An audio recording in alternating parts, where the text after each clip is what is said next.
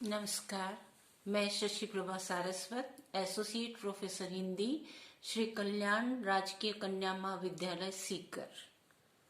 अध्ययन की इस निरंतर क्रम को जारी रखते हुए आज की व्याख्यानमाला प्रारंभ करते हैं, जिसका मुख्य विषय है पंडित विद्यानिवास मिश्र जी का सुप्रसिद्ध निबंध मेरे राम का मुकुट भीग रहा है का अगला अवतरण, जो इस प्रकार से है।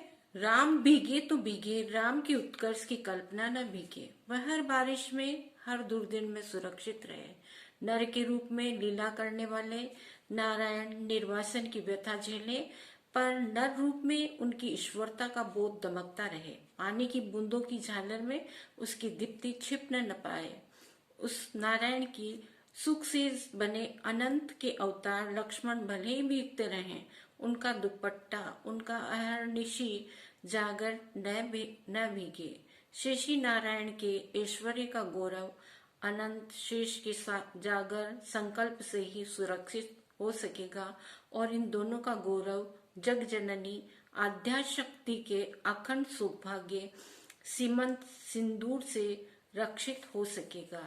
कोई गीत नहीं गाता, सीता जंगल की सूखी लकड़ी बीनती है, जलाकर अंजोर करती है, और जुड़वा बच्चों का मुंह निहारती है। दूध की तरह अपमान की ज्वाला में चित्त कूद पड़ने के लिए उफनता है, और बच्चों की प्यारी और मासूम सूरत देखते ही उस पर पानी के छींटे पड़ जाते हैं। उफान दब जाता है, पर इस निर्वासन में भी सीता का सौभाग्य अखंडित है।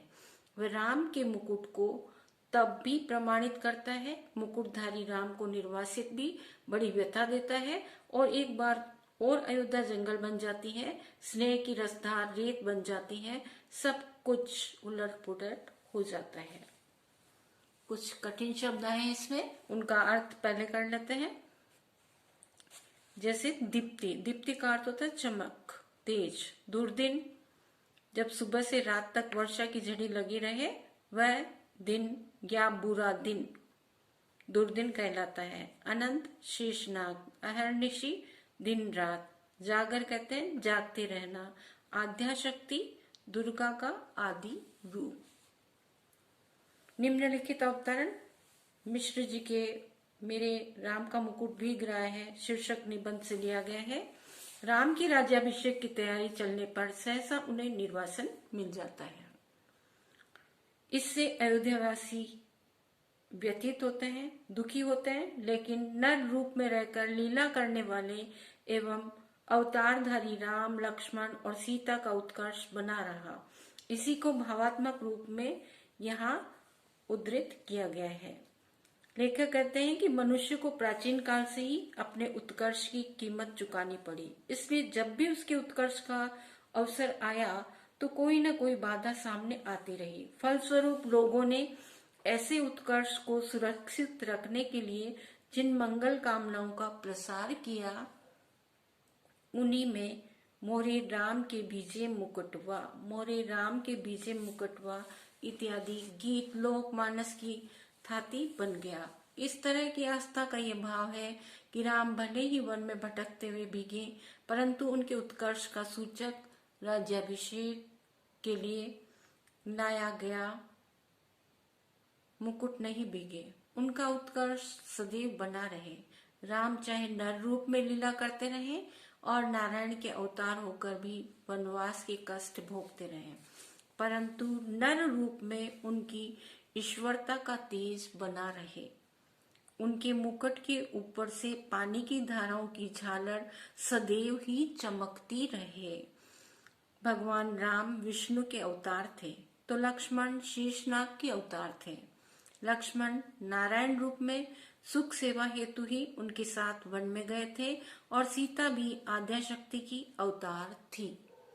जगत जननी एवं अखंड सौभाग्यशालिनी सीता थी, परंतु वनवास भोगने के लिए उन सभी ने जो नर लीला की, उसमें लोकमानस की आस्था सदैव बनी रही है। इसी कारण ये भावना रही है कि शेषावतार लक्ष्मण भले ही भीग जाए, परंतु बड़े भाई की सेवा के लिए सनद लक्ष्मण के दिन रात जागरण का प्रतीक, दुपट्टा नहीं भीगे। नारायण के ऐश्वर्य की मंगल कामना करने वाले शेषी नारायण का संकल्प सदा सुरक्षित रहे और इन दोनों का गौरव बढ़ाने वाली सीता के सौभाग्य का सिंदूर भी सदा सुरक्षित रहे।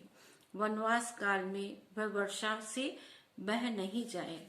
तात्पर्य यह है कि कष्ट के क्षणों में, पलों में भी मानव का उत्कर्ष सदैव बना रहे। नर रूपधारी नारायण का उत्कर्ष सदा आस्था का प्रतीक बना रहे।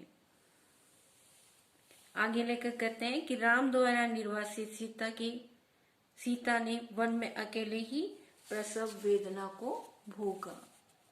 उस समय वहां पर कोई दूसरा नहीं था, कोई संभालने वाला नहीं था और पुत्र जन्म के मंगल गीत गाने वाला भी कोई नहीं था।